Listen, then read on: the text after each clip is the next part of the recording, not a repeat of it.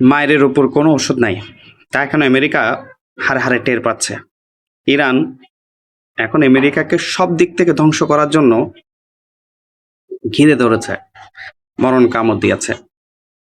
সেজন্য এখন গ্রাহামকে দিয়ে এই ট্রাম্প হয়তোবা বলাচ্ছে যে ইহুদিদের সাথে না থাকলে আমরা ভালো থাকতাম।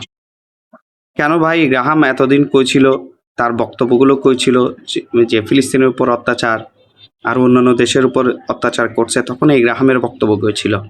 আজকে যখন তারা নিজেরাই ফান্দে পড়ে গেছে, তখন তারাই বলছে, এবার বাপ ডাকছে ইরানকে যে ভাই আমাদের সাথে ইহুদি না থাকলে ভালো হইতো, এনাফ হয়েছে, আমরা যতটুকু হয়েছে এটার জন্য ক্ষমা চাচ্ছি, এনাফ, মানে পায়ে ধরার অবস্থা।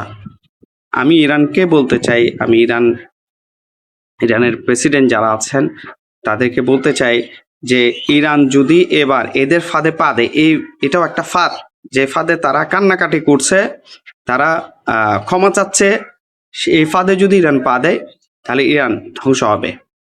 ইরানের উচিত এখন তারা যে পরিকল্পনা করেছে যে আমেরিকা এবং ইসরায়েলকে পুরোপুরি ধ্বংস করবে, তাদের অর্থনীতিকে পুরোপুরি ধ্বংস করবে অন্যান্য দেশের সাথে মিলে, চায়না, রাশিয়া, কোরিয়ার সাথে মিলে। এরা একদম পারফেক্ট একটা সিদ্ধান্ত নিয়েছে। যতদিন না এরা অর্থনৈতিকভাবে ধ্বংস হচ্ছে, এরা আপনার সামগ্রিকভাবে ধ্বংস হচ্ছে, ততদিন পর্যন্ত ইরানের উচিত তাদের অবস্থান থেকে সরে না যাওয়া, তাদের অবস্থানে যে এরকম কঠোর অবস্থান এখন আছে সেরকম কঠোর অবস্থানে থাকা। তাহলে ইরান এবং মুসলিমদের একটা বড় বিজয় আসবে ইনশাল্লাহ।